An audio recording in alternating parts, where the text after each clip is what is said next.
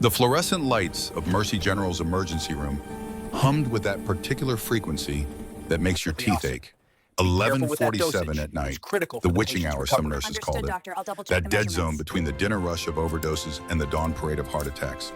Reese Kincaid stood in the supply alcove, hands wrapped around a medication cart she was restocking for the third time that shift.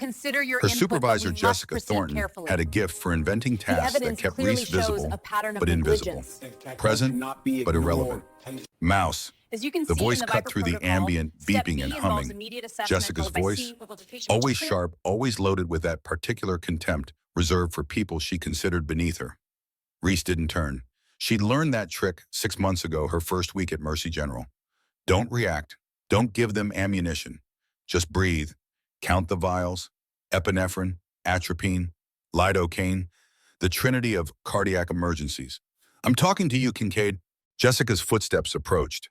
Designer clogs that cost more than Reese's monthly car payment clicking against the linoleum like a countdown timer. Dr. Harrington needs coffee, black 2 sugars, and try not to shake so much when you hand it to him this time. It's embarrassing to watch. Reese's hands tightened on the cart handle. Just for a second. Just enough to feel the metal press into her palms. In another life, in another world, those hands had performed a needle decompression on a dying Marine while rounds cracked overhead. Those hands had never shaken. Not once, but that was Viper. This was Reese Kincaid's civilian nurse trying very hard to be normal. I have rounds to finish, Reese said. Her voice came out raspy quiet. 6 months of forcing herself not to use her command voice. 6 months of pretending to be small. And Dr. Harrington has a God complex to feed, Jessica shot back. She dropped a takeout container onto the cart with enough force to rattle the vials. Go, now. Reese walked to the break room. The same route she'd walked 200 times before. Past Trauma Bay, too, where a first-year resident was struggling with an IV on a dehydrated elderly woman. Past the nurses' station, where 3 night shift nurses huddled around a phone watching some viral video. Past all the places where she didn't belong. The coffee was fresh. She'd made it herself 20 minutes ago, knowing Harrington would want it. Knowing Jessica would make her deliver it. Knowing the ritual humiliation was as predictable as the sunrise. When she returned to the nurses' station, Dr. Marcus Harrington was there. Tall, athletic, 48 years old, but looked 35 the way men do when they have money for personal trainers and dermatologists. He was leaning against the counter, laughing at something on his phone, his white coat pristine and starched. Ah, the Phantom returns, he said without looking up. He took the cup from Reese's hand, sipped, and immediately spat it back into the cup. Cold, just like your personality, Kincaid. Jessica giggled. That sharp, cruel sound that made Reese think of broken glass. I told her to hurry, doctor. She moves like she's underwater. It's fresh from the pot, Reese said quietly, her eyes fixed on Harrington's tie. It was crooked, off by maybe 2 degrees. It bothered her more than it should. Harrington stepped into her personal space, close enough that she could smell his cologne. Something expensive. Something that probably cost more than her weekly grocery budget. Do not talk back to me, he said. His voice dropped to that particular register men use when they want to intimidate. You are a nurse, a barely competent one. You're here to facilitate my brilliance, not offer commentary on beverage temperature. Reese felt the old training kick in.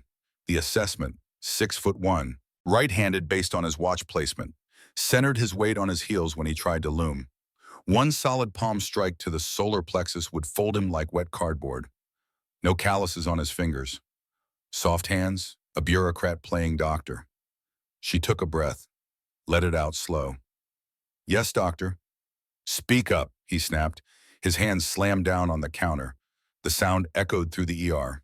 Reese flinched. It was a micro-movement, a twitch of her shoulders that she'd practiced in her bathroom mirror at home. The kind of flinch that looks like fear, that looks like weakness. Harrington saw it. His eyes lit up with that particular satisfaction bullies get when they confirm their victim is truly afraid. Look at that, he said to the room. Several nurses and residents turned to watch. She's shaking, terrified. Tell me, Kincaid, did you actually go to nursing school, or did you buy your degree online? You act like you've never seen a drop of blood in your life. Something flickered behind Reese's eyes, just for a second. A memory of sand turning red, of a 19-year-old Marine screaming for his mother, while Reese tried to hold his intestines inside his body with one hand and return fire with the other. But she buried it, pushed it down into that deep, dark place where Viper lived. I'm just doing my job, doctor. You're a liability, Harrington called after her as she turned to leave. And as soon as my tenure as chief is confirmed next month, you're gone. Mark my words. Reese walked away. She could feel their eyes on her back, could hear the whispers starting. She's so weird. I heard she was fired from her last job for panic attacks. Why does she wear those long sleeves under her scrubs? It's like 80 degrees in here. She pushed through the curtain of Trauma Bay 3. The attending had told her to clean it, said there was vomit, there wasn't, there never was. It was just another way to make her scrub floors while doctors did the real work. Mr. Henderson, the elderly man in the bed, was asleep. His vitals were stable. Reese grabbed the mop anyway. The rhythmic swish of the mop head against the tiles was almost meditative. Back and forth, back and forth. Her mind drifted, not to Mercy General, to the dust, the heat, the screaming. Viper, we need to line it, he's bleeding out. The sand was turning to mud under her knees. The roar of the firefight was deafening. Rodriguez was dying, 22 years old, engaged to a girl back in Texas, and his blood was pumping out of a hole in his thigh faster than Reese could compress it. Stay with me, Rodriguez. Don't you dare, nurse, Reese snapped back. Mr. Henderson was awake, looking at her with kind, watery eyes. You okay, dear? You were staring, 1,000 miles away. Reese forced a smile. It didn't reach her eyes. It never did anymore. I'm fine, Mr. Henderson, just thinking. Don't let that prick Harrington get to you, the old man wheezed. I saw him trying to intubate that kid yesterday, shaky hands. He projects, that's what they call it. I should get back to work, Reese said, checking his IV drip even though she'd checked it 5 minutes ago. Rest now. She walked out only to collide with a wall of blue scrubs. David Cortez, 30 years old, former Army medic, and the only person at Mercy General who treated Reese with anything approaching basic human decency. Heads up, Kincaid, David said. His face was tense. Multi-vehicle pile-up on I-75. ETA 3 minutes. It's bad. Harrington's running lead. I'm assigned to Trauma 1, Reese said. Swap with me, David urged. You don't want to be in there with him when the pressure hits. He'll look for a scapegoat. Reese felt something stir in her chest, something old and familiar. Something that had been sleeping for 3 years. I can handle it, she said. Her voice was suddenly different, firmer, steadier. David looked at her, surprised by the sudden steel in her tone. But before he could respond, the ambulance bay doors exploded open. The chaos arrived like a wave. Paramedics rushed in, shouting vitals over the din of beeping monitors and ripping Velcro. 3 gurneys, 3 patients. All critical. Male 30s, unrestrained, driver blunt, forced trauma to the chest. 80/50, tachy at 130. Harrington was in the center of Trauma 1's shouting orders that were too loud and slightly contradictory. His veneer of competence was already cracking. Get him on the monitor. Cut the clothes. I want a chest x-ray stat. Reese moved to the patient's left side. Her movements, which everyone thought were slow, were actually incredibly efficient. While the other nurses fumbled with scissors, Reese had the patient's shirt cut away in 2 clean strokes. She slapped the ECG leads onto his chest without looking, her eyes scanning his torso. Bruising on the left flank. Tracheal deviation beginning. Unequal chest rise. She'd seen this 100 times, in places where there were no x-rays, no ultrasounds, just your eyes and your hands in your training. Dr. Harrington, Reese said. Her voice wasn't loud, but it cut through the noise. Breath sounds are absent on the left. Trachea is shifting. He has a tension pneumothorax. Harrington was busy trying to find a vein in the patient's collapsed arm, wrestling with an IV catheter. I'll decide the diagnosis, Kincaid. Get the x-ray in here. There's no time for x-ray, Reese said. Her hand was already hovering over the instrument tray. He's crashing. You need to decompress the chest. Needle thoracostomy. Now. Are you questioning me? Harrington roared, spinning around. A syringe was still in his hand. I said, wait for the x-ray. His BP is stable enough. BP is dropping, Reese said, pointing at the monitor. 70/40. He's going into obstructive shock. Shut up, Harrington screamed. Jessica, get her out of my trauma bay. Jessica grabbed Reese's arm. You heard him. Get out. Reese didn't move. The patient's face was turning blue. Cyanosis spreading from his lips outward. His neck veins were distended like ropes. He had seconds, maybe less. Do it, her training screamed. Protocol 4. Decompress, but she was a civilian nurse. She was Reese Kincaid. If she acted, she would lose her license. If she didn't, this man would die. The monitor let out a single high-pitched tone. Flatline. He's coding, David yelled, rushing to start compressions. No, Harrington panicked. Get the crash cart, push EP. Compressions won't work on a tension pneumo, Reese shouted, breaking protocol. Breaking character. The heart can't fill because the air is crushing it. You have to pop the lung. Harrington froze. The arrogance drained from his face, replaced by the terrified incompetence of a boy playing God. He stared at the monitor, paralyzed. Reese looked at the 14-gauge angiocath sitting on the tray. She didn't think. She moved. In one fluid motion, Reese grabbed the needle. Her hand didn't shake, not even a tremor. It was steady as stone. She palpated the ribs on the patient's left side. Second intercostal space. Midclavicular line. The landmarks were as familiar as her own face. She slammed the needle down.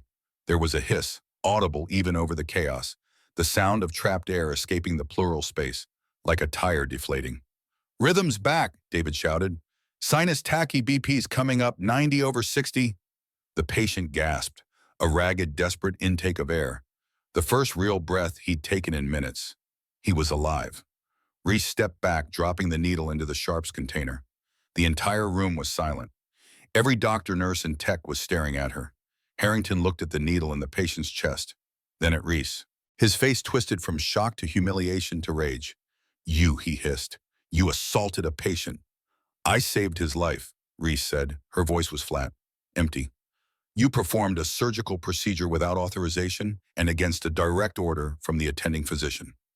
Harrington's voice rose to a shriek. You are finished, Kincaid. Finished. Dr. Harrington, David interjected. She was right. He was dead. She brought him back. I don't care if she turned water into wine, Harrington yelled. She is a nurse. She stays in her lane. He pointed at Reese. Get out of my ER, Kincaid. Go to the director's office and wait for the police. I'm pressing charges for assault and malpractice. Reese looked at him. For just a second, her eyes, usually dull and avoidant, flared with something dangerous. Something predatory. It was a look that had frozen Taliban fighters in their tracks. Harrington stepped back instinctively, though he didn't know why. I'll go, Reese said quietly. She turned and walked out of the trauma bay. She didn't run. She didn't cry.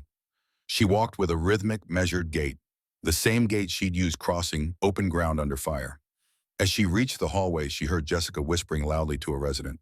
Did you see that? She's a psycho. She could have killed him. Lucky guess that's all it was. Reese went to the locker room. She sat on the bench. Her hands rested in her lap.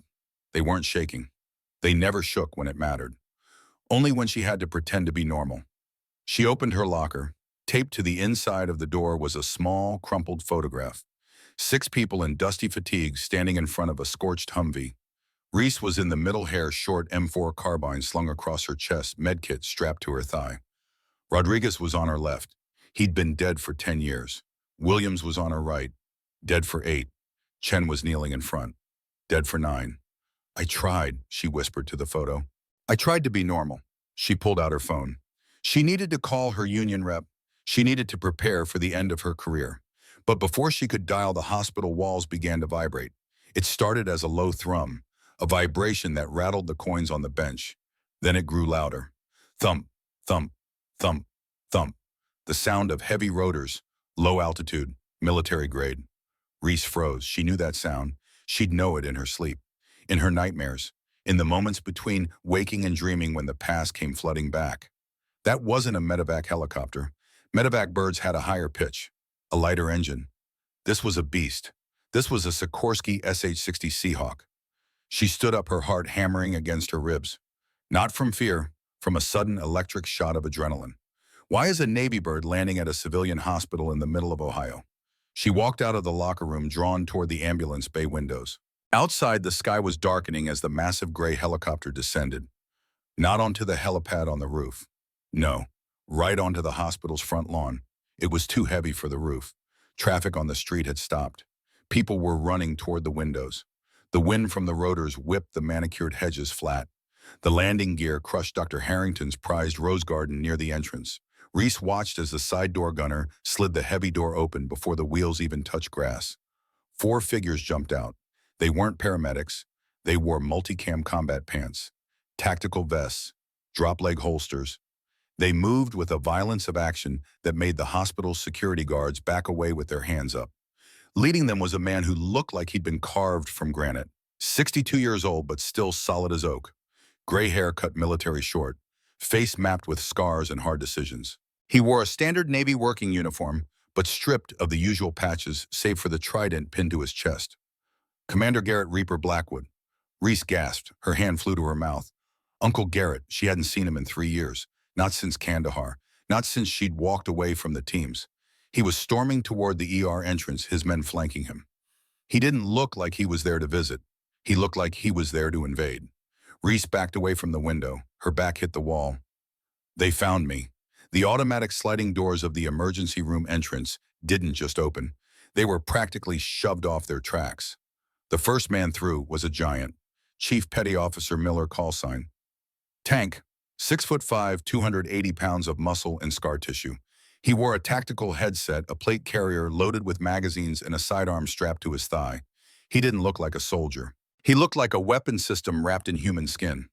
Behind him came 2 more operators moving in a diamond formation, eyes scanning the waiting room behind ballistic sunglasses. They didn't point their rifles at the civilians that would cause a panic, but they held them at the low-ready fingers indexed along the receiver. A clear signal that violence was a mere twitch away. The waiting room went dead silent. A baby stopped crying. A man with a broken arm forgot his pain. Paul, the hospital's bewildered security guard, a retired postman whose toughest day usually involved chasing teenagers off the parking deck, stepped forward. His hand rested uncertainly on his pepper spray. "Excuse me, you can't bring weapons in here. This is a gun-free zone," Paul squeaked. Tank didn't even slow down. He simply extended a massive hand, placed it gently but firmly on Paul's chest, and moved him aside as if he were a cardboard cutout. "Secure the perimeter," Tank said into his headset. "Alpha team has the lobby. Bravo, secure the elevators." Then Commander Garrett Blackwood walked in. If Tank was the hammer, Garrett was the scalpel. He walked straight to the reception desk. The receptionist, a young woman named Sarah, was trembling so hard her keyboard was rattling. "I need the location of Lieutenant Commander Reese Kincaid," Garrett said. His voice wasn't a shout. It was a low, gravelly rumble that carried more authority than a megaphone. Sarah blinked, and her mouth opened and closed like a fish. "I who?" "Reese Kincaid," Garrett repeated, leaning in. "Nurse? About 5'6", brown hair, probably hiding in the background. Where is she?" Before Sarah could answer, the double doors to the trauma bay swung open. Dr. Marcus Harrington stormed out. His face was a mask of indignation. He'd heard the commotion and naturally assumed someone was disrespecting his hospital. "What is the meaning of this?" Harrington demanded, marching up to Garrett. He puffed out his chest, trying to use his height to intimidate. It was like a poodle barking at a wolf. "You landed a helicopter on my rose garden. You are disrupting a medical facility. I am the chief of emergency medicine, and I demand you leave immediately before I call the police." Garrett looked at Harrington. He didn't look angry. He looked bored.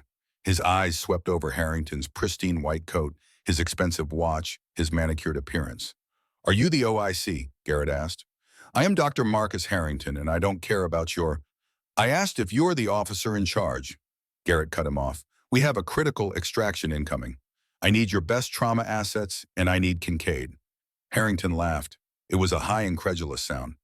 "Kincaid, you landed a military assault team to find Kincaid, the nurse I just fired for incompetence." Garrett's eyes narrowed. The temperature in the room seemed to drop 10 degrees. He took a step toward Harrington. "You fired her." "She's a liability," Harrington scoffed, emboldened by his own arrogance. "She's a mouse. She shakes when she pours coffee. She nearly killed a patient 10 minutes ago with a cowboy stunt. She is a disgrace to the profession." Garrett stared at Harrington for a long, uncomfortable second. Then he turned to Tank. "Tank, did you hear that this civilian thinks Viper is a liability?" Tank chuckled, a low, terrifying sound. "That's funny, boss. Real funny." Garrett turned back to Harrington. When he spoke, his voice was cold as winter steel. "Listen to me closely, Doctor. The woman you call a mouse is a decorated Naval Special Warfare combat medic. She served 3 tours with DevGru. She is the only person on this continent qualified to perform the procedure we need. So unless you want to be arrested for obstruction of a federal operation, you will shut your mouth and point me to her. Now." Harrington froze. The words didn't compute. "DevGru, combat medic, Reese." That's impossible," Harrington stammered. She cries if I yell at her."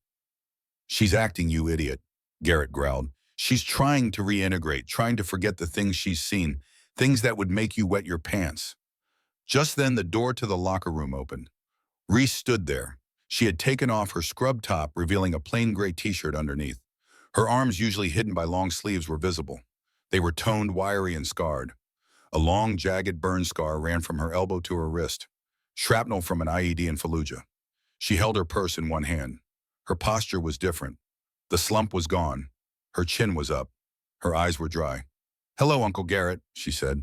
Her voice was steady, clear, the voice of someone who had given orders under fire.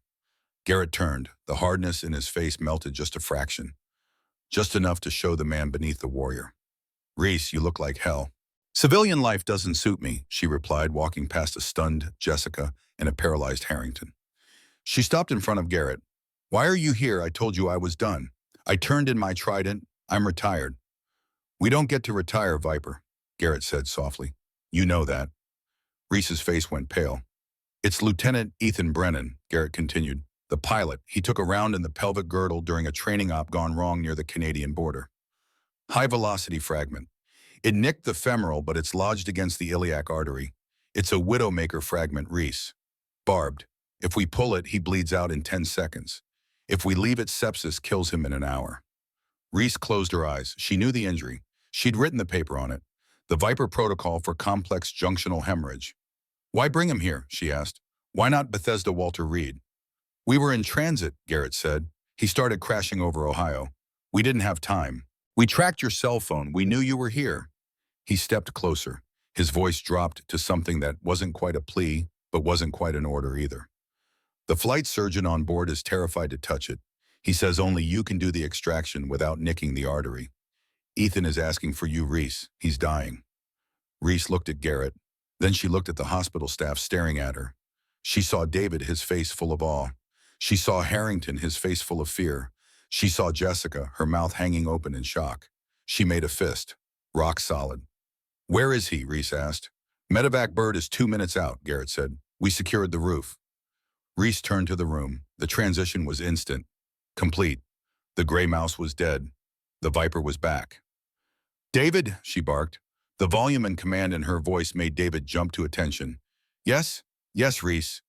I need trauma 1 prepped. Sterile field. I need the vascular tray. 2 units of O-negative warmed on the rapid infuser. Get the massive transfusion protocol running and get me a Doppler ultrasound, now." David ran, no questions asked. Reese turned to Jessica. The bully nurse shrank back. "Jessica," Reese said, her voice was like a whip. "Get out of my way." "But Dr. Harrington said," Jessica stammered. "Dr. Harrington," Reese said, turning to the chief resident, "is going to stand in the corner and keep his mouth shut. If he speaks, if he touches a patient, if he so much as breathes too loudly, Chief Miller will remove him from the premises. Am I clear?" Harrington opened his mouth to protest, but Tank stepped forward, cracking his knuckles. The sound was like gunshots. Harrington shut his mouth and nodded. "Clear," he whispered. "Good," Reese said. She looked at Garrett. For just a second, her posture shifted. The warrior emerged without announcement. "Let's go get the kid." The roof of Mercy General Hospital was not designed for a heavy military transport helicopter, but the pilot of the incoming Pavehawk didn't care about structural engineering limits. The massive machine hovered inches above the helipad, its rotors screaming, kicking up gravel and debris in a violent cyclone. Reese ran onto the roof, flanked by Garrett and Tank. The wind tore at her clothes, whipped her hair across her face. But she moved with the practiced crouch of someone who had spent half her life around rotary wing aircraft. Her body remembered what her mind had tried to forget. The side door opened before the skids touched down. A flight medic was performing CPR on a young man strapped to a litter. His hands moved in desperate rhythm, but Reese could see from 50 feet away that the compressions were wrong, too shallow, too fast. "Let's move, move, move," Garrett screamed into his comm. They offloaded the litter at a run. Lieutenant Ethan Brennan was 24 years old and looked like a corpse. His skin was the color of old newspaper. His flight suit was soaked through with blood. A massive pressure dressing was clamped over his right hip and groin, but blood was seeping around the edges. As they ran the gurney toward the elevator, Ethan's eyes fluttered open. They were glassy, unfocused, dying eyes, but then they found Reese. "Viper," he wheezed. Blood bubbled at the corner of his lips. Reese grabbed his hand. It was cold, too cold. "I got you, Ethan," she said, her voice suddenly gentle. The hardness melted away. "Stay with me. Don't you dare quit on me." "Hurts," he managed. "I know. We're going to fix it." They burst through the doors into the ER. The scene was surreal. A dozen Navy SEALs had secured the perimeter of the trauma bay. Nurses and doctors were pressed against the walls, watching in terrified fascination. This was no longer a hospital. This was a forward operating base. Reese guided the gurney into Trauma 1. David was there, everything ready. Sterile field laid out, vascular tray open, 2 units of blood warming in the rapid infuser. Hook him up, Reese said, already moving to the sink. I want vitals every 30 seconds. Cut the pants. David and 2 other nurses moved with practiced efficiency. Scissors flashed. Ethan's flight suit fell away in pieces. Dr. Harrington was standing in his assigned corner, but his ego couldn't take it. As Reese began to scrub her hands at the sink, he stepped forward. This is insanity, Harrington shouted. You are a nurse. You cannot perform a surgery. This is a vascular repair. You need a board-certified surgeon. Reese didn't turn around. She kept scrubbing. Water ran down her forearms in streams. Is there a vascular surgeon in the house, Harrington? Well, no, Dr. Evans is on vacation, but then I'm the best you've got, Reese said. She turned, water dripping from her elbows. And for the record, doctor, I performed more vascular repairs in the back of a Chinook in a sandstorm than you have in your entire sterile air-conditioned career. She snapped on her gloves. The sound was like a gunshot in the silent room. Garrett, I need you at the head. Talk to him. Keep him calm. Roger that. Garrett moved to the head of the bed, his hand resting on Ethan's shoulder. Reese approached the wound. She removed the pressure dressing, slowly, carefully. The injury was horrific. A jagged piece of metal, part of the helicopter fuselage from the training accident, was embedded deep in the inguinal crease. It was pulsing with Ethan's heartbeat. It's pulsing, David whispered, his voice tight with fear. It's on the artery. It's in the artery wall, Reese corrected.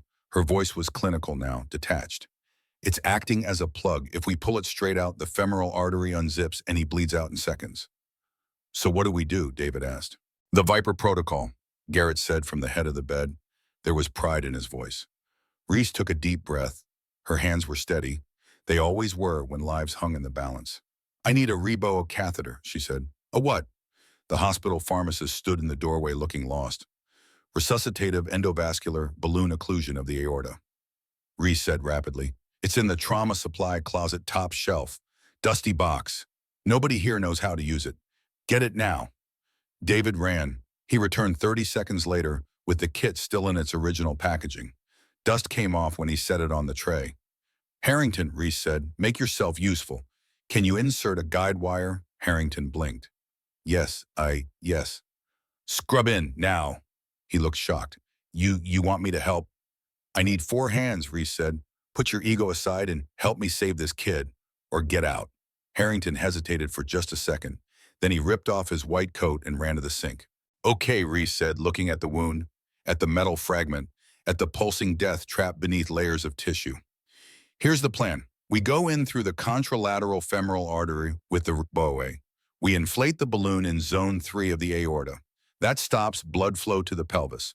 That gives me a 3-minute window of dry field to extract the shrapnel and suture the artery before his legs die from lack of oxygen.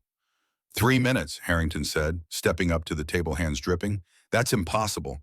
You can't suture a femoral artery in 3 minutes. Reese looked at him. Her eyes were hard as flint. Watch me. The room went silent. The only sound was the rhythm of the heart monitor. Beep, beep, beep. Ethan's life measured in electronic pulses. Inserting WWII, Reese announced. Her hands moved with lightning speed. She found the left femoral artery by feel, no ultrasound needed. The needle went in clean on the first trial. She threaded the catheter up into the aorta. Her eyes were closed. She was feeling her way through the vascular system like reading Braille. Balloon up, she said. Inflating. She pumped the device. The balloon expanded inside Ethan's aorta, blocking blood flow to everything below. The pulse in the wound stopped. The bleeding halted. The field went dry. Timer, Reese shouted. 3 minutes mark. David hit the countdown clock on the wall. Red numbers began ticking down. 3:00, 2:59, 2:58. Reese switched to the right side, to the wound, to the fragment. Scalpel. David slapped it into her palm. She widened the incision. Blood welled up for a second, then stopped as the balloon held. She reached in with forceps. Careful, Harrington whispered, sweat dripping down his forehead despite the air conditioning. It's hooked. I see it, Reese said. Her voice was calm, conversational, like she was discussing the weather. She didn't shake. Her hands were instruments of absolute precision. She rotated the metal shard counterclockwise, then a slight lift, feeling for resistance, feeling for the barbs. Clink. She pulled the fragment free and dropped it into a metal basin. It clattered like a gunshot. Artery is torn, Reese said, leaning in. Laceration is 2 centimeters. Ragged edges. 2 minutes remaining, David called out. Suture, 6-0 proline. The needle and thread appeared in her hand. She began to stitch. Her hands were a blur. Loop tie cut, loop tie cut. It was like watching a machine. Precise, relentless, perfect. You're going too fast, Harrington said. You'll miss the intima. I never miss, Reese muttered. Not looking up, her world had narrowed to the tip of her needle and the torn artery wall. 1 minute, David warned. Legs are turning mottled. Almost there. Reese's jaw was clenched. A bead of sweat ran down her temple. 30 seconds. She was halfway done. The artery looked like shredded tissue, but under her needle it was becoming whole again. Layer by layer, cell by cell. 10 seconds, 9, 8. Reese threw the final knot. Her hands moved so fast they blurred. Balloon down, deflate. She released the air from the aortic balloon. Blood rushed back into the pelvis, into the legs, into the repaired artery. Everyone held their breath. They stared at the suture line. If it leaked, if even one stitch had missed, blood would spray the ceiling. Ethan would die, and there would be no second chance. 1 second, 2 seconds, 3. The artery pulsed. Thump, thump, thump. It held. Not a drop of blood leaked. Distal pulses? Reese asked, stepping back. David ran his fingers down to Ethan's feet. He felt for the dorsalis pedis pulse. His eyes went wide. Strong pulses in both feet, he said, his voice cracking with emotion. He's pinking up, colors coming back. A cheer went up in the trauma room. The SEALs, usually stoic as statues, were fist-bumping each other. Garrett let out a breath he'd been holding for 3 minutes. Reese stripped off her bloody gloves and dropped them in the waste bin. She took a deep breath, feeling the adrenaline drain from her system. Her knees wobbled slightly. Garrett was there instantly, catching her by the elbow. I got you, Viper. Reese looked up at Harrington. The arrogant doctor was staring at the suture line like it was the Sistine Chapel. He reached out, almost touching it, then pulled his hand back. That, Harrington swallowed hard, was the most incredible piece of surgery I have ever seen, and I studied at Hopkins. He looked at Reese. There was no malice in his eyes anymore, just a complicated mix of resentment and respect. Who are you? He whispered.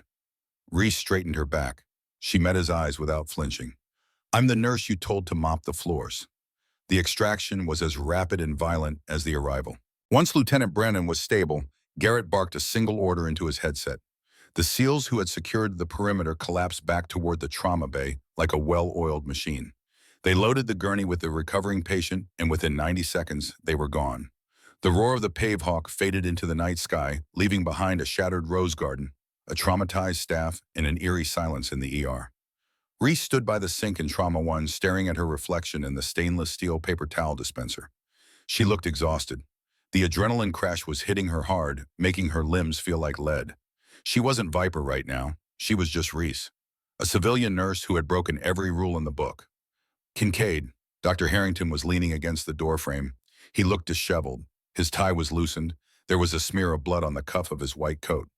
Dr. Reese said, not turning around. How? Harrington asked. It wasn't an accusation, it was genuine curiosity, bafflement. The speed, the precision. You didn't even hesitate on the WWII placement. Most trauma surgeons go their whole careers without doing one of those live. Reese finally turned. She dried her hands slowly, methodically. You learn fast when the nearest operating room is a 6-hour flight away and mortars are walking in toward your position. Harrington nodded, slowly processing this. The mouse he had tormented was a lioness who had just let him pet her cubs. He felt a strange mixture of professional jealousy and profound shame. Listen, Kincaid, he started, his voice awkward. About what I said before. About firing you. The coffee.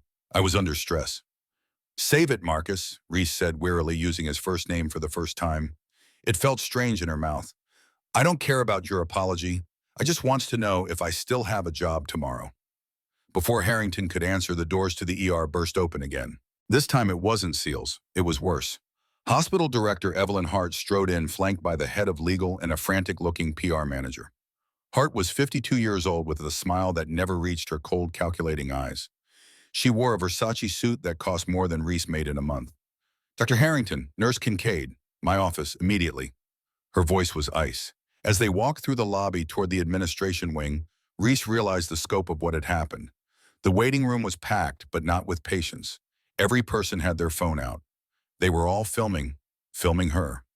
"That's her," someone whispered. "The commando nurse. I heard she killed a terrorist in the parking lot." The rumors were already spiraling out of control. In Hart's plush office overlooking the city lights, the mood was funeral. Hart threw a tablet onto her mahogany desk.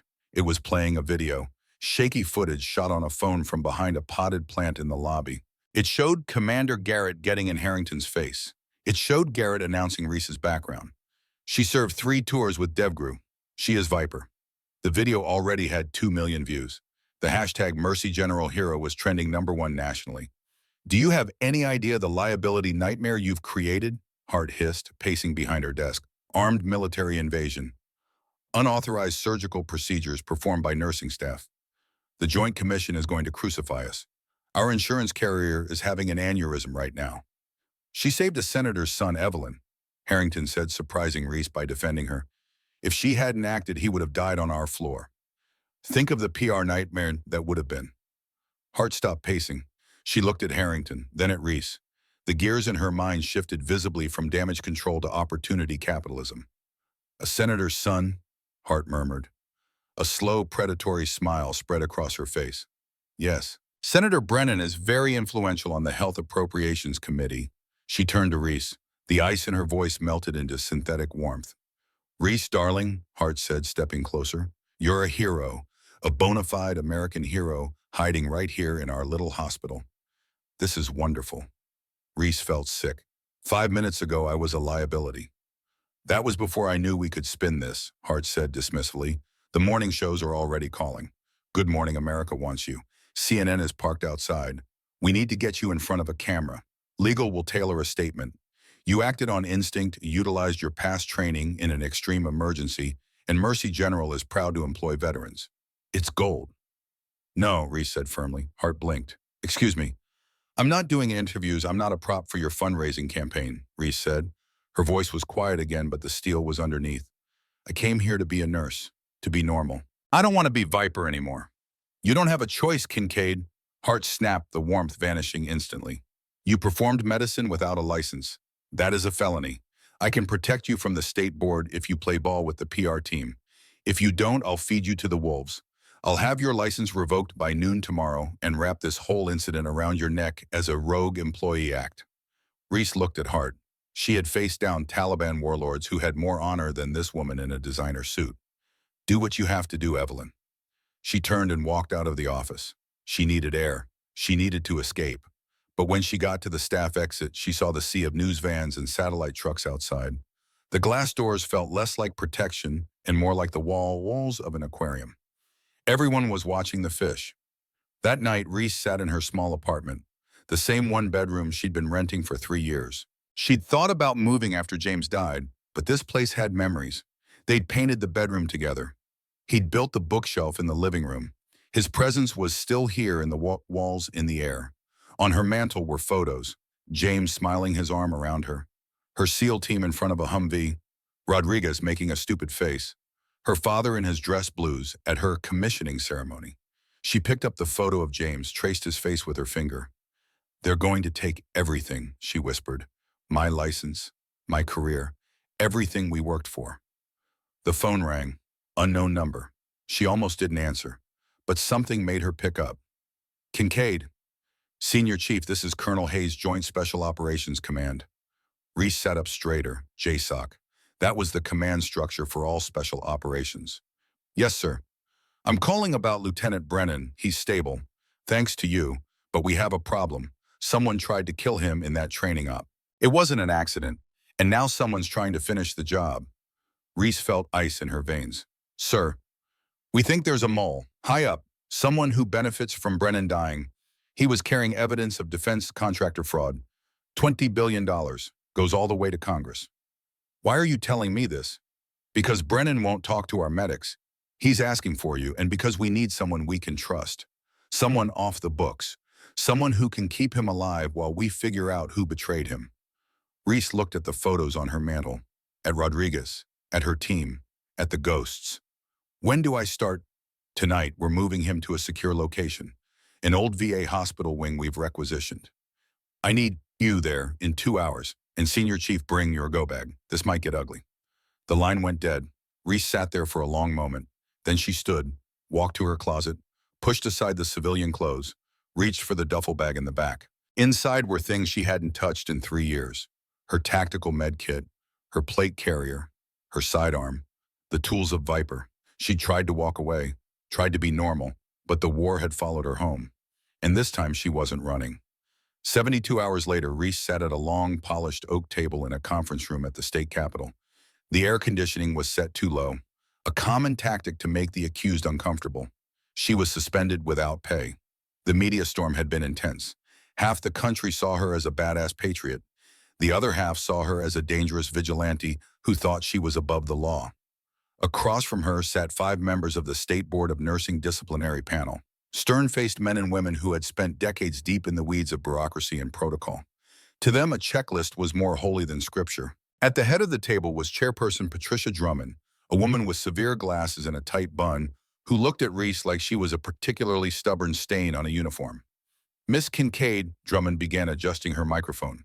We are here to determine if your actions on the night of November 14th constituted a gross violation of your scope of practice as a registered nurse in the state of Ohio. The charges are severe: practicing medicine without a license, performing invasive surgical procedures, and insubordination. Reese sat straight. Her hands were folded on the table. She wore her best pantsuit, which felt restrictive compared to scrubs or fatigues. I understand the charges, ma'am. Let the record show, Drummond droned, that the patient survived. However, outcome is not our primary concern here. Process and legality are. We will first hear from witnesses. The door opened. Jessica Thornton walked in. She looked nervous, smoothing her skirt repeatedly. She avoided making eye contact with Reese. Miss Thornton, Drummond said, tell us what you saw. Jessica took a deep breath. Miss Kincaid was always unstable. Shaky hands, quiet. When the soldiers came in, she just snapped. She started shouting orders at doctors. She physically shoved me out of the way. It was terrifying. It felt like she was having a PTSD episode and just started cutting on a patient. Did she appear competent during the procedure? I don't know. I was too scared to look. The lie came smooth as silk. It just looked like butchery. Reese felt a flash of anger, but tamped it down. Control. Jessica was dismissed. Next was Dr. Harrington. He walked in looking uncomfortable in a tailored suit. He sat in the witness chair and glanced at Reese. Dr. Harrington, Drummond said, did you authorize Nurse Kincaid to perform a reboil placement and arterial vascular repair? No, I did not, Harrington said clearly. A murmur went through the panel. Did you attempt to stop her? Yes, initially. And why did you stop trying? Harrington paused. He looked at his hands, then at the board. Because if I had stopped her, Lieutenant Brennan would be dead right now. And because, frankly, she was doing a better job than I could have. The room went dead silent. Dr. Harrington, Drummond said, her voice sour, are you saying her violation of protocol was justified? I'm saying that in a combat situation, which that ER effectively was the rules change, Harrington said, finding his spine. She had the training, I didn't. She saved a life. You can strip her license if you want to follow the letter of the law, but you'd be punishing a hero for being a hero. Thank you, doctor. You may step down. Drummond turned her gaze to Reese. It was the look of a judge about to pass sentence. Miss Kincaid, your background in the military is impressive, but you are a civilian nurse now. You cannot simply decide when the rules apply to you. You put the hospital at immense risk. You undermine the physicians. This is cowboy medicine, and we cannot tolerate it. Reese leaned forward toward the microphone. Her voice was calm, measured, the voice of someone who had given testimony before. With all due respect, Chairperson Drummond, when a young man is bleeding out from a junctional hemorrhage, the virus of bureaucracy is more deadly than the bullet. Drummond's face turned red. I didn't undermine the physician, Reese continued. I assisted him by doing what he couldn't. I didn't put the hospital at risk. I prevented a death on their premises. If that makes me a cowboy, then buy me a hat. Your insolency will not help your case, Drummond snapped. The evidence is clear. I am recommending the immediate and permanent revocation of your nursing license. The other board members nodded in agreement. It was over. Reese closed her eyes. She had survived war only to be taken down by a committee in a conference room. Then came the knock. The heavy oak doors at the back of the room didn't just open. They were opened with authority. Two Navy Shore patrolmen in dress blues stepped inside holding the doors. Through them walked a man wearing a uniform dripping with gold braid and ribbons. A man whose presence filled the room like thunder. Admiral Charles Kincaid, Judge Advocate, General of the United States Navy. Reese's father. The entire board stood up reflexively, chairs scraping against polished wood. Admiral Kincaid didn't acknowledge them. He walked straight to the table carrying a leather briefcase that looked like it had seen more classified briefings than most people had seen sunrises. His uniform was immaculate. 4 stars gleamed on his collar. Rows of ribbons told a story of 35 years defending the nation. But it was his face that commanded the room. Weathered, carved from granite. The face of a man who had sent young warriors into harm's way and lived with every decision. He was 58 years old. He hadn't spoken to his daughter in 3 years. Not since she'd walked away from the teams after Kandahar. Not since she'd stopped returning his calls. Admiral Kincaid, Chairperson Drummond, stammered, "This is a closed state hearing. You have no jurisdiction here." "On the contrary, Ms. Drummond," the Admiral said. His voice boomed in the small room, carrying the weight of absolute authority. He placed the briefcase on the table and clicked the latches open. "I'm here because this hearing involves classified naval warfare methodology and personnel." He pulled out a thick binder stamped "Top Secret No Foreign" in red ink. He slammed it onto the table in front of Drummond with enough force to make her jump. "What is this?" Drummond asked, her voice tight with fear. She didn't want to touch it. "That," the Admiral said, pointing at Reese without looking at her, "is the service record of Senior Chief Reese Kincaid. And the document you're looking at is the Viper Protocol for far-forward resuscitation of non-compressible hemorrhage." He leaned over the table. His presence dominated the room like a battleship dominating a harbor. "You are accusing her of practicing cowboy medicine without a license. I am here to inform you that she wrote the licensing exam for that specific procedure. The technique she used to save Lieutenant Brennan isn't rogue. It is the current standard of care for naval special warfare medics operating in austere environments. It's classified because we don't want our enemies knowing how good we are at keeping our people alive." The Admiral straightened. He looked around the table, daring anyone to challenge him. Lieutenant Brennan was on active duty. The moment his team entered that hospital, that ER became a forward operating base under military jurisdiction. Senior Chief Kincaid was the ranking medical officer on site for that specific injury. She wasn't acting as a civilian nurse. She was reactivated by the on-scene commander, Commander Garrett Blackwood, under Article 9 of the Uniform Code of Military Justice due to extreme exigency. He turned to Reese. His expression softened just enough to show something that wasn't quite approval, but wasn't quite disappointment either. Something closer to pride, mixed with old pain. "You're not retired until we say you're retired, Senior Chief." Reese's throat tightened. She hadn't heard him call her by her rank in 3 years. She'd thought she'd never hear it again. The Admiral turned back to Drummond. His face hardened again, like a blast door slamming shut. "So you have 2 choices, Chairperson. You can continue this farce, revoke her license, and I will have this entire board subpoenaed to testify before a Senate Armed Services Committee hearing on why the state of Ohio is interfering with national security assets. The hearing will be public. The press will be there, and I will personally ensure that every senator on that committee understands that you attempted to punish a decorated combat veteran for saving a senator's son." He paused, let the words hang in the air like a sword. "Or you can recognize that extreme circumstances require extreme competence. Dismiss these charges with prejudice and let this woman go back to doing what she was born to do, saving lives." The silence in the room was absolute. You could hear the ventilation system humming. You could hear Drummond's pen tapping against her notepad, a nervous tick. Drummond looked at the classified binder, then at the Admiral, then at Reese. The bureaucratic wall had just been hit by a cruise missile. The sound of the gavel hitting the woodblock echoed like a gunshot. "In light of new evidence regarding jurisdiction and emergency protocols," Drummond said, her voice tight and clipped, "the board moves to dismiss all charges against registered nurse Reese Kincaid. The suspension is lifted immediately. This hearing is adjourned." The room exhaled. Board members began gathering their papers, avoiding eye contact. They looked like students who just failed an exam they thought they'd aced. Admiral Kincaid closed the classified binder with a snap. He didn't smile. He simply nodded once, a gesture of dismissal that made them feel like cadets who disappointed their drill instructor. Reese stood up.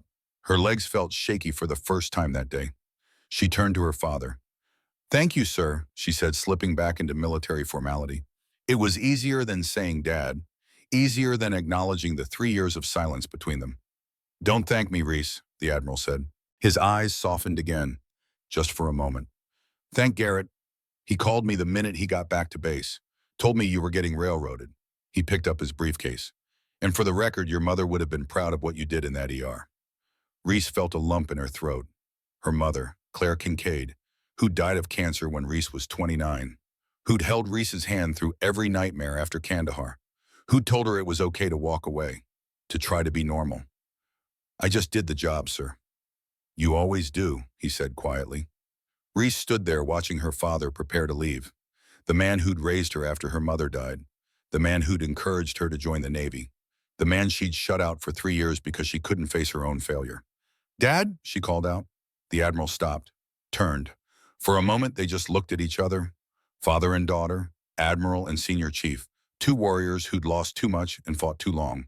"I'm sorry," Reese said, "for shutting you out, for not returning your calls, for—" "You needed space," the Admiral said quietly. "You needed to heal on your own terms. I understood." He paused. "Your mother would have understood too." "I miss her," Reese whispered. "Every day," her father agreed. "But she's not gone, Reese. She's in every life you save, every medic you train, every moment you choose to stand up instead of stay down." He smiled just a little. "She's proud. I'm proud. And it's damn good to have you back, Senior Chief." He saluted, crisp, formal. Reese returned it, tears streaming down her face. Then the Admiral turned and walked out, leaving his daughter standing taller than she had in 3 years. Reese stood alone in the conference room. Through the window, she could see the state capitol grounds. People walking, living their lives, unaware that a war had just been fought and won in a bureaucratic conference room. She pulled out her phone. There was a text from Garrett. "Ethan's out of ICU, walking with a cane but walking. He says thanks, Viper. Drinks are on the team next time you're in Virginia Beach." Reese typed back, her thumbs moved slowly, carefully. "Tell him to walk it off, and I drink whiskey." "Neat." She put the phone away and walked out of the Capitol building. The autumn air hit her face like a baptism, cool, clean, free. But she knew the truth. The fight wasn't over. Someone had tried to kill Ethan, someone powerful, someone who thought they could get away with murder. And in the 72 hours between that helicopter landing and this hearing, Reese had been busy. The secure location Colonel Hayes had mentioned was an abandoned wing of the Cincinnati VA hospital. The building was old, forgotten, the kind of place bureaucrats had earmarked for demolition, but never got around to actually demolishing. It was perfect. Reese had spent 3 nights there protecting Ethan, teaching him to walk again, listening to his story about the training op that had gone wrong, and she'd started to piece together the conspiracy. The training op had been scheduled at the last minute. The route changed. The coordinates altered. Just like Kandahar. Just like 10 years ago. And the name that kept coming up, buried in classified reports and redacted emails, was a name she knew, General Richard Ashford, the same man who'd gotten her team killed in Kandahar, the same man who'd somehow escaped justice for 20 years, the same man who was now orchestrating a conspiracy worth $20 billion in fraudulent defense contracts. He'd thought Ethan was dead. He'd thought the evidence had died with him. He was wrong. And 3 nights ago, when 3 contractors with suppressed weapons and military-grade body armor had tried to breach the VA hospital, they'd found something they didn't expect. They'd found Viper. The fight had been brutal, close quarters, no room for error. Reese had used everything medical equipment as weapons, the building's layout as a trap, her training as an edge.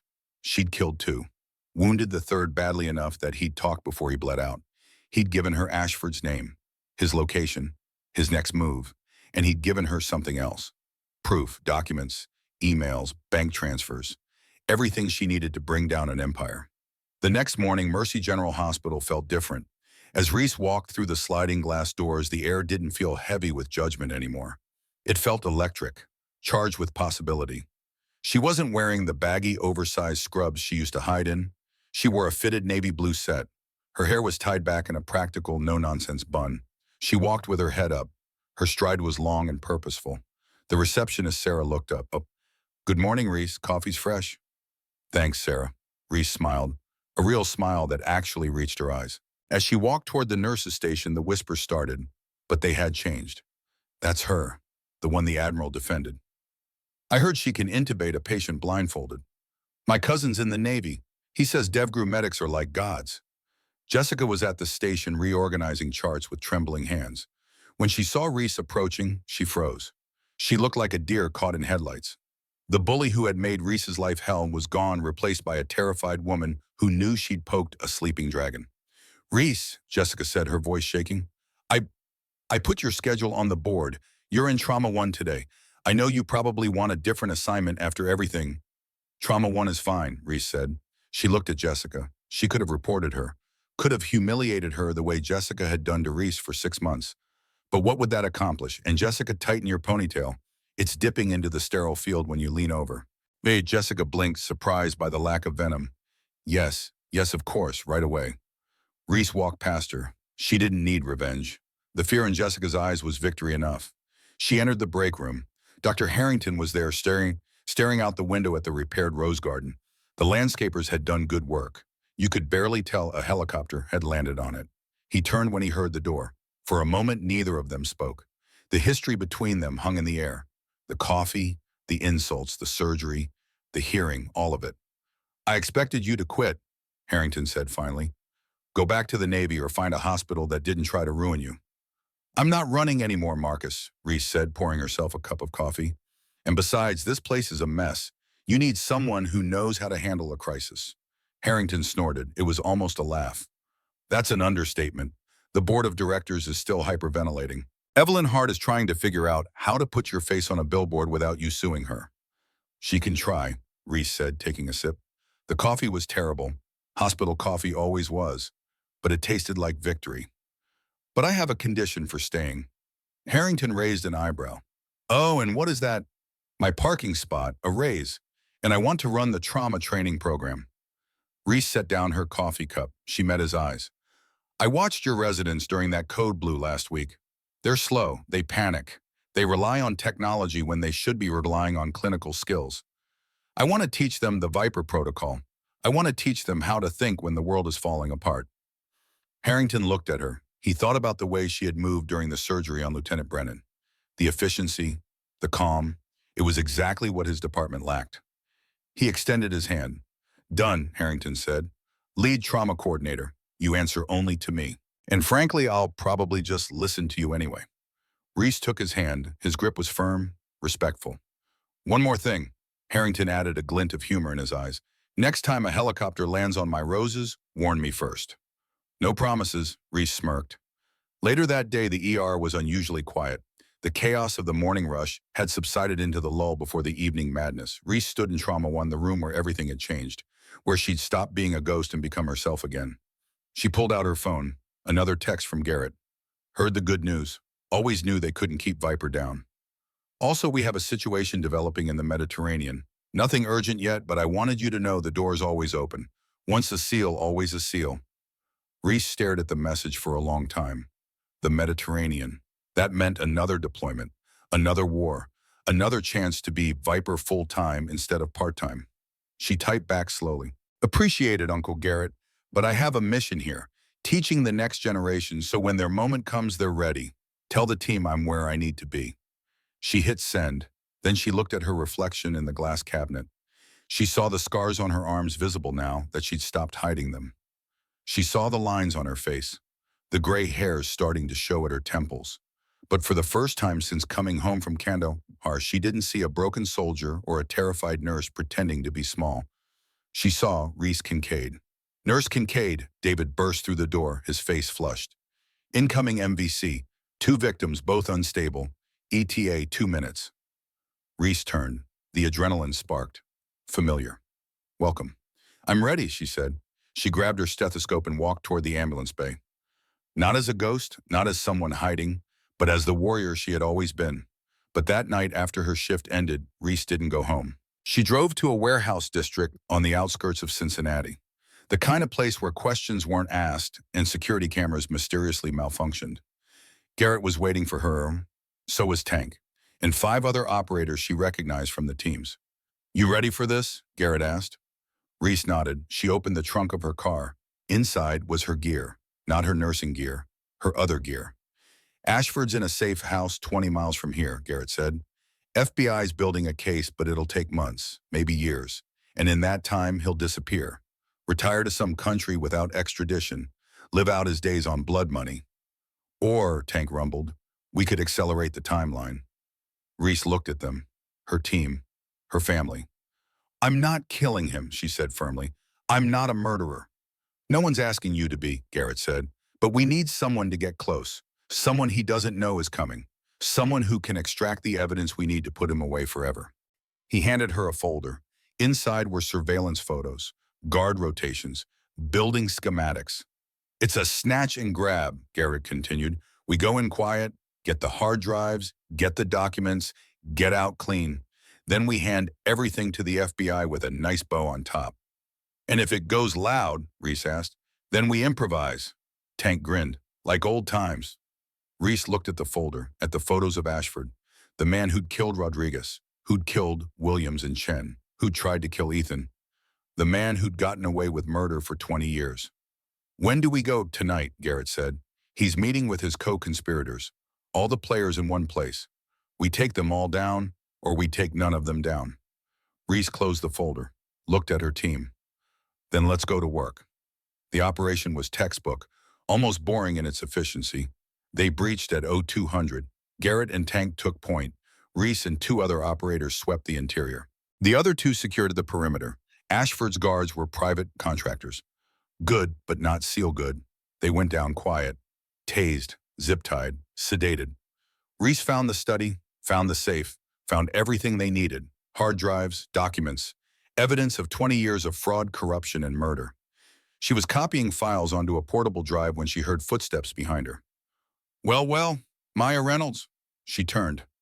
General Richard Ashford stood in the doorway, 62 years old but still trying to look like a soldier. He wore silk pajamas, held a pistol that shook slightly in his hand. It's Reese Kincaid, she corrected, and you're going to prison, General. Am I? Ashford smiled. Or are you going to die in a tragic home invasion killed by the same contractors who've been cleaning up my messes for 2 decades?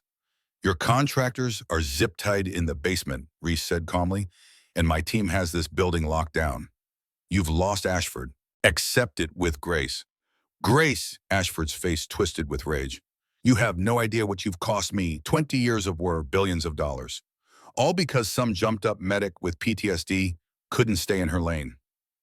I watched Rodriguez die because of you, Reese said. Her voice was quiet, deadly. I watched Williams take a round through the throat. I watched Chen get cut down trying to save him. All because you changed our orders. All because you needed a dead to cover your fraud. They were soldiers, Ashford spat. They knew the risks. They were my family, Reese said, and you murdered them.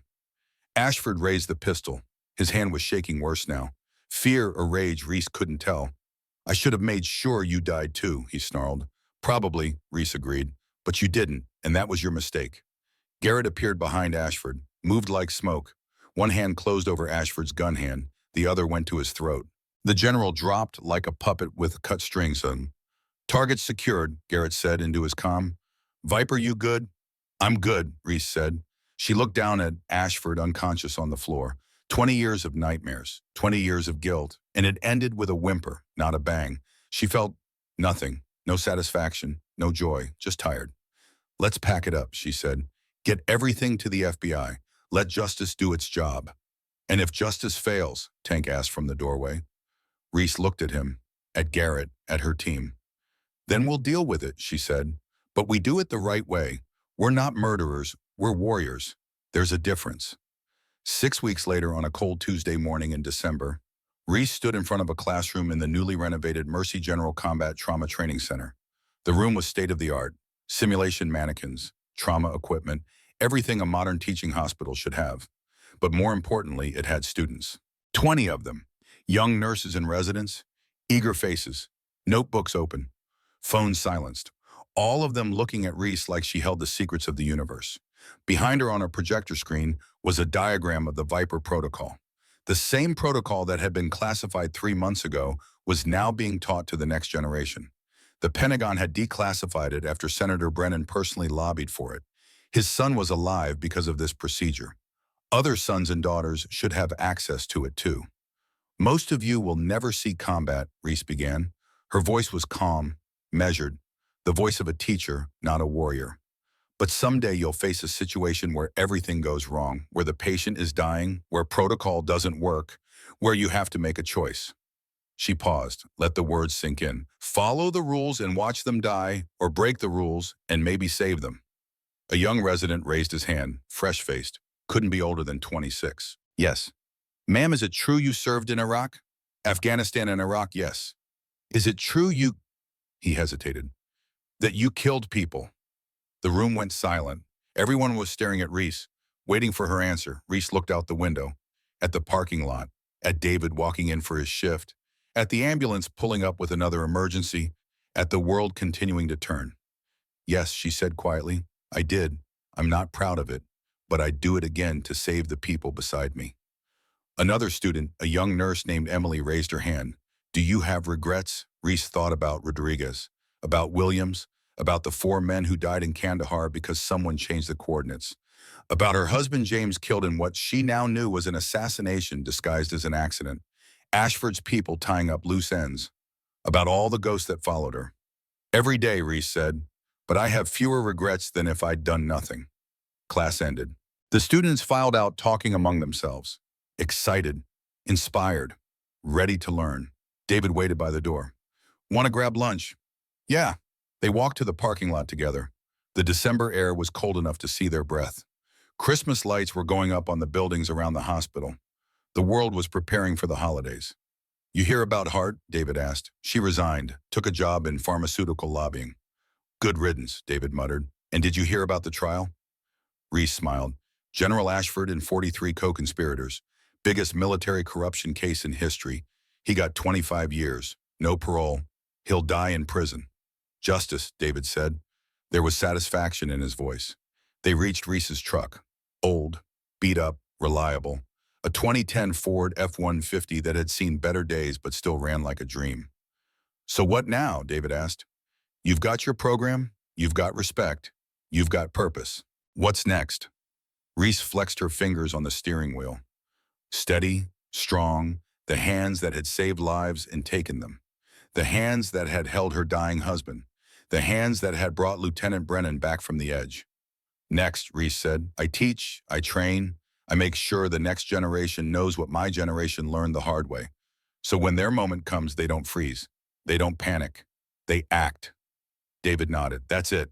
No revenge tour, no anger, no bitterness. Reese started the truck. The engine rumbled to life. That familiar sound that meant home.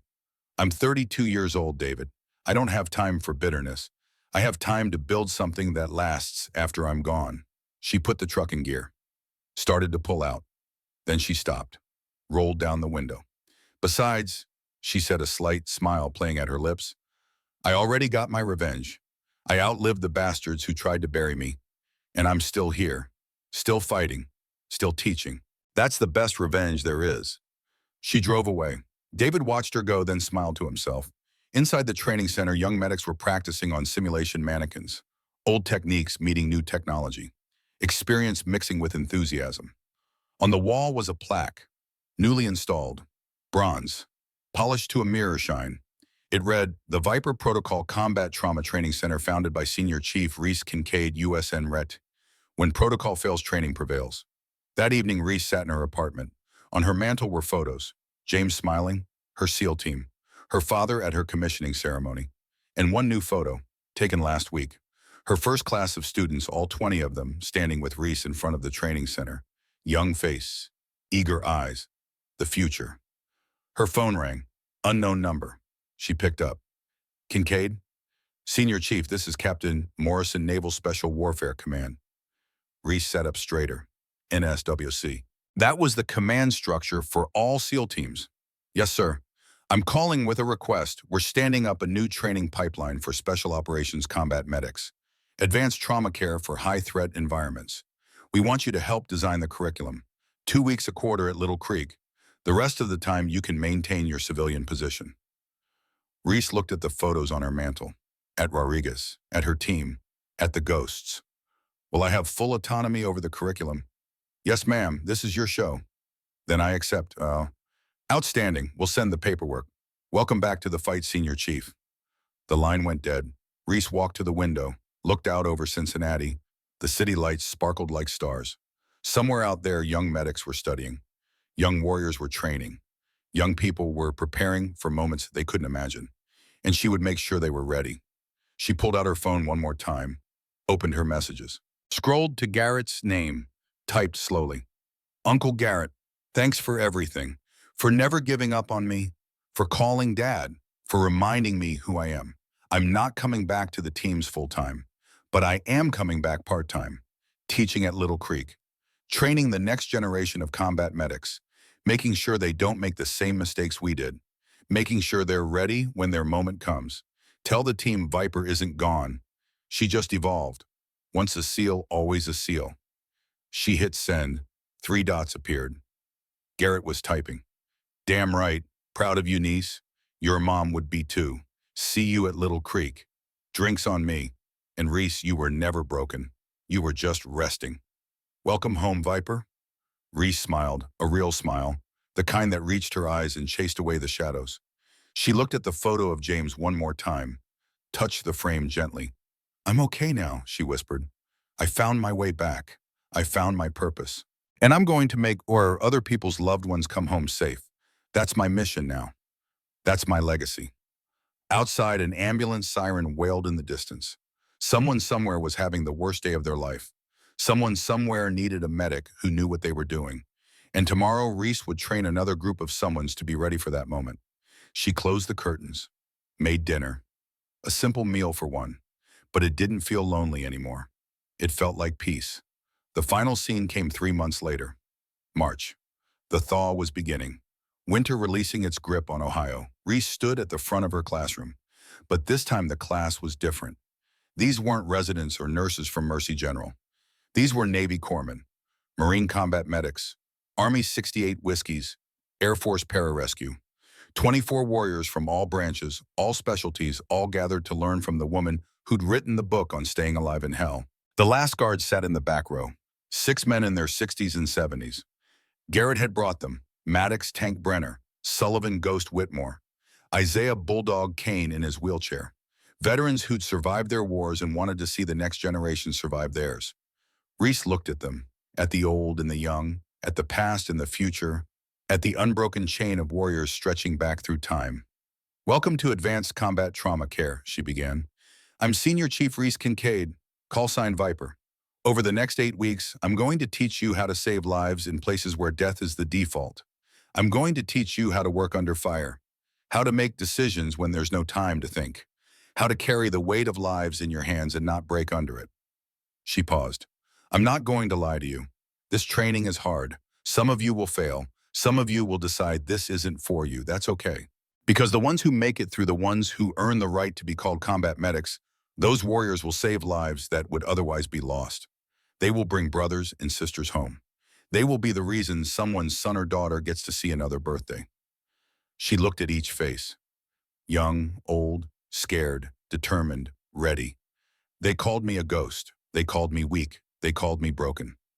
They didn't know that sometimes the quietest warrior is the deadliest, that sometimes silence isn't weakness, it's patience waiting for the right moment to strike. She walked between the rows of students. You don't need to be loud to be strong. You don't need to prove yourself to people who can't understand what you've done. You just need to be ready. Ready when the moment comes. Ready when someone's life depends on you. Ready to stand up and say, not today, death, not on my watch. The room was silent, hanging on every word. So let's begin. Let's make sure that when your moment comes, you're ready. Let's make sure you're the warrior someone needs. Let's make sure you're Viper. And the training began. Years from now, those students would tell their own students about the woman who taught them, about Senior Chief Reese Kincaid, about Viper, about the ghost who became a legend. They would pass on her techniques, her protocols, her wisdom, and lives would be saved. Generations of lives, because that's what warriors do. They don't just fight, they teach. They pass on the knowledge, they build legacies, and Reese Kincaid's legacy would save thousands of lives she would never meet. in wars she would never see, in places she would never go, because she understood the most important truth of all. The greatest warrior isn't the one who wins the most battles. It's the one who makes sure the next generation can win theirs. The end. Epilogue, a title card fades and Senior Chief Reese Kincaid continues to train combat medics at Little Creek and Mercy General Hospital. Lieutenant Ethan Brennan made a full recovery and serves as a military liaison for healthcare reform. The Viper protocol has been adopted by all branches of the U.S. military and has saved an estimated 1,847 lives in its first 3 years of implementation.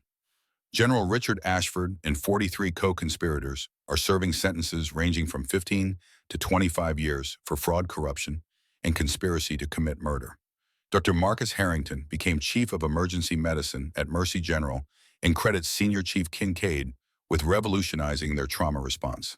The Last Guard meets every Thursday at the Cincinnati VA Hospital. New members are always welcome, and in a small apartment in Cincinnati, a photograph sits on a mantle. 6 warriors in dusty fatigues, only one still living, but all of them immortal in the lessons they taught and the lives they saved. Once a warrior, always a warrior.